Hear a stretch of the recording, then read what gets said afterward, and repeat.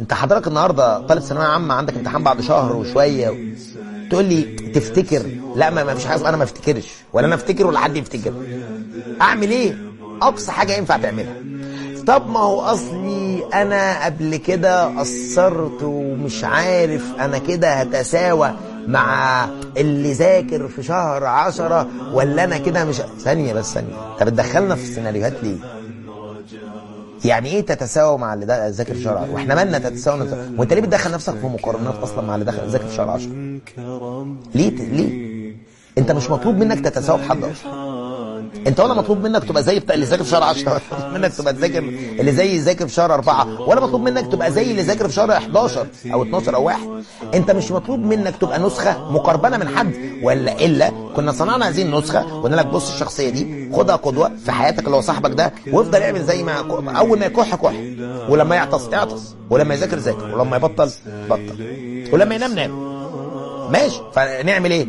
نصنع نسخه مكرره من شخص موجود في هذه الحياه عشان لما يموت يبقى معاه نسخه منه. مش مطلوب من حضرتك تعيش نسخه مكرره، انت مطلوب من حضرتك تبقى انسان لا تقارن نفسك باحد. مش عشان الاحد ده وحش ولا انت احسن منه، ولا هو ما بيفهمش ولا انت بتفهم، ولا بيفهم وانت ما بتفهمش، لا خالص. عشان انا مش مطالب اخش في مقارنات. ده انت صدعتنا قديما ان هم كل شويه في البيت يعملوا لك مقارنات، يقول لك شوف الواد، شوف ابن خالتك، شوف ابن عمتك، شوف اخوك، شوف هم صغيرين، اخوك ده قبل كده لما كان في ثانويه عامه، اختك دي لما كانت في ثانويه عامه، ده ما كانوش بيعملوا، ده ابن خالتك ده، وانت بص ده اتصل بيا النهارده والدك وبيقول يعني ده انا ابن صاحبي بيقول ان ابنه ما بيقومش مع الكتاب، ده ما شاء الله ده السنه اللي فاتت جاب في انت بتزعل من المقارنات. تقوم انت لما تزعل من المقارنات تدخل نفسك جوه مقارنات. انا مش مطلوب من حضرتك تعمل مقارنات. ما تجيش تقول لي اصل انا لو دلوقتي اشتغلت هتساوى بمين؟ هتتساوى بنسختك قبل ما تشتغلش؟ لا طبعا مش هتتساوى، تبقى احسن. ده اللي مطلوب منك. انت النهارده لو ذاكرت وعملت اللي عليك، ايا كان انت فين وانا موقعي فين النهارده، ايا كان، اللي انا اعرفه في الحياه ان اللي بيتوه في الصحراء حتى لو مات على مشارف الطريق اشرف له من اللي يموت جوه الصحراء. هتقول لي ما الاثنين واحد؟ لا مش الاثنين واحد، الاثنين مش واحد، الاثنين مش واحد. ليه؟ الاولاني متخاذل، الثاني لا. الاولاني ممكن يدخل في سبيل الانتحار. ليه؟ ما قررش يدور على سبيل. ممكن والممكن ما بحكمش عليه على حسب نيته، دي حاجه بينه وبين ربنا. ممكن يكون ما دورش على سبيل ايه اللي هي في ايه، يلا انا قاعد هنا لحد ما اموت. لا، انت مطلوب منك ان انت ما تموتش، مطلوب منك ان انت تسعى وتبحث عن طريق للنجاة. ماذا لو مت وانت بتبحث؟ خلاص يبقى انت كده مش منتحر، ده قضاء ربنا بقى. خلاص تمام، اتفقنا؟ طيب جميل. قلت لها ربنا يفرحك زي ما فرحتيني. الاتنين دخلوا نفس الكليه، جبر الخواطر. دلوقتي لقيت رساله. البنت اللي كانت قاعده في ثالثه ثانوي قدام حضرتك لغايه دلوقتي هي ماشيه بالمبدا ده، فيعني ربنا يبارك لك يا مستر. والله من 10 سنين بالظبط كان عندي دكتوره، مش هينفع بقى نقول اسمها خلاص. دلوقتي هي ما شاء الله زوجه وام وعيالها، يعني ربنا يبارك فيهم. كانت وهي طالبه ثانويه عامه جه عليها وقت مش عايزه تنزل دروس زي ما ناس كتير. ففي يوم راجعه من الدرس مامتها قالت لها تعالي هفسحك، تفرحها وتفسحها في محطه الرمل وتخرجها. فراحت جابت لها جزمه جديده. الامهات دول كنز، يعني ربنا يرحم موتانا ويبارك في امهاتنا. وهم راجعين البيت جارتها بنت لسبب ما باباها ومامتها مش موجودين. فالمهم شافتها راجعه من درس وهم طالعين على السلم لابسه شبشب في عز الشتاء ورجليها كلها طينه اعزكم الله. ففهمت الرساله، معاش فلوس تجيب ايه؟ جزمه. فوهي ماسكه الشنطه البنت طالعه عينيها على الكيسه، فالبنت بتكلمها بتقول لها مش انا وماما النهارده جبنا لك هديه. قامت امها مبرقه لها ايه اللي بتعمليه ده؟ قالت لها جبنا لك الشوز ده. من الفرحه قامت واخده الكيسه وداخله تجري على الشقه، طلعت لهم لابسه الجزمه. قامت قالت لها الهي ربنا يفرحك يا دكتوره زي ما فرحتيني. صاحبه الكوتشي معيده في طب اسنان، والتانيه دكتوره اسنان. خلصت الحكايه ونسيتها، كنت بحكيها كل سنه لغايه ما انسانيها الشيطان.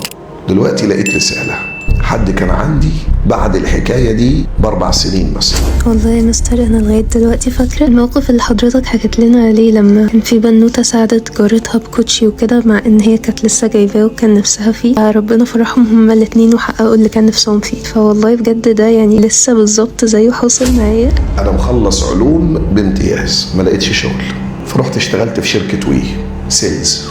نفسيتي في الارض. فكنت بدور على منحة وكده، فقدمت على المنحة وجت قدامي حالة كانت فعلا مستحقة ده. يعني في واحدة صاحبتنا بتلم تبرعات دايما وبتعمل أعمال خيرية وكده، بعتلها بتقول أنا مش لاقية، يعني الولاد عايزين ياكلوا في البيت وهم مش لاقيين. بتقولي لقيت نفسي بروح بجيب لهم اللي هم محتاجينه. فوقتها كنت لسه واخدة المرتب بتاعي، اديتها تقريبا تلت المرتب، وصليت ودعيت ربنا، يا رب أنا مقدمة في المنحة الفلانية، لو أنا عملت ده يا رب جبر الخواطر وفرحتهم، لو بص بقى اللي جاية دي، لو المنحة دي خير ليا يا رب فرحني. فالحمد لله ربنا جبر بخاطري، ودلوقتي جات لي المنحة في الجامعة اليابانية، منحة ماجستير ممولة بالكامل 100%، وبالإضافة لده اتعينت معيدة في الجامعة اليابانية. التجارة مع ربنا، صنائع المعروف تقي مصارع السوء. ربنا قال في القرآن لن تنالوا البر حتى تنفقوا مما، ربنا بيقول لك مش هتنول اللي نفسك فيه قوي من غير الانفاق. احسبها صح وخد بأسباب الفلاح. صليت على النبي.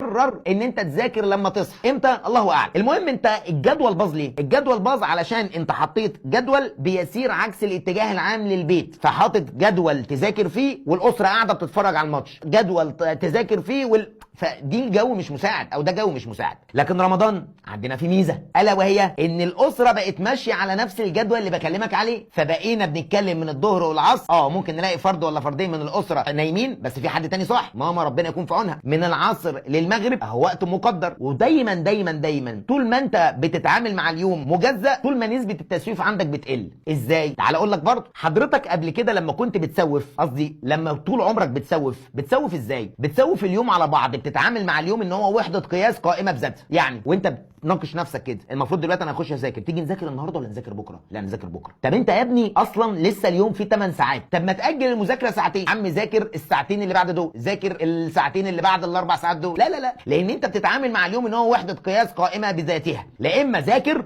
مذاكره نظيفه، لا اما نقف وقفه رجاله، لا اما نستنى اللحظه اللي هنبقى فيها رجاله ونقف وقفه الرجاله. فغالبا بتبقى بكره، وبكره بيجيب بعده، وبعده بيجيب بعده. فده ليه؟ لان انت بتتعامل مع اليوم ان هو وحده قياس كامله، فلا اما ذاكر لا اما ما ذاكرش. فغالبا الاختيار الاسهل في النهايه اللي بيعود عليك ان انت ما تذاكرش، فبتسوف اليوم كله. لكن رمضان انت بتتعامل معاه ان هو اجزاء، فبين الظهر والعصر وحده قياس، فاقدر استفيد بيها. ما بقولكش ان انت هتذاكر كل اليوم، بس على الاقل انا قادر اظبط نفسي، انا من الظهر للعصر هذاكر. لا يا عم والله ده انا هذاكر من العصر للمغرب. لا والله يا عم ده انا ورايا درس اصلا من الساعه 1 للساعه 5 وهصلي العصر في الطريق، فبالتالي انا عارف ان الوقت ده وقت مهدر. طب ما انا هذاكر من بعد صلاه التراويح لحد الساعه 1. طب ما انا هذاكر واخد بريك وبعد كده ارجع اكمل لحد الفجر، او والله ده انا هذاكر من الساعه 12 لحد الفجر وبعد كده هظبط. فاهم انت؟ فانا بالنسبه لي بتعامل مع الجزء، حتى لو لا قدر الله انت سوفت، هتبقى سوفت ايه؟ جزء من اليوم. هتبقى جيت على مثلا ما بين الظهر والعصر سوفت الحته دي، بس اليوم ما راحش، لسه قادر تعوض في بقيه اليوم. متفقين يا عمنا؟ يبقى ربنا من علينا بتقسيمه في رمضان، انت كطالب ثانويه عامه المفروض اول واحد تستفيد بيها وتحمد ربنا على النعمه دي. احمده بقى. تاني ميزه بقى يا صديقي موجوده عندنا في رمضان ومش موجوده قبل ولا بعده، البركه. في حاجه حضرتك بتسمع عنها كتير بس انت ممكن تكون لسه